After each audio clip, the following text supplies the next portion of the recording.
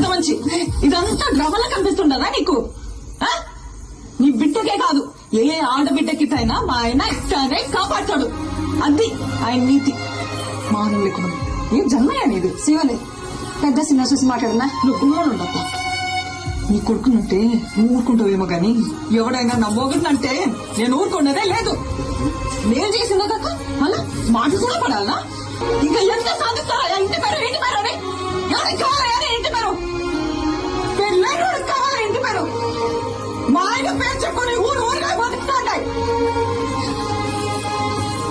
ఎవరు? పుష్ప మేనేజర్. నువ్వు? పుష్ప ఫ్రెండ్. నువ్వు? పుష్ప డ్రైవర్. నువ్వు? పుష్ప మనిషి. ఇలా ఎవరినైనా అడిగినా వాళ్ళ పేరు చెప్పుకో. పుష్ప మంచి అని చెప్పుకుంటారు. ఇదంతా ఎందుకయ్యా? ఈయనెవరు? పుష్పాలన్నా ఇది ఇది నా మొగడంటే. యో, పుష్ప అంటే పేరు కాదు, పుష్ప అంటే బ్రాండ్.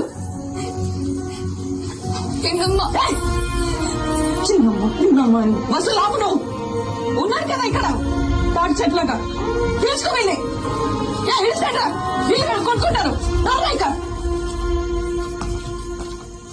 సమీ పోదామా సమీ?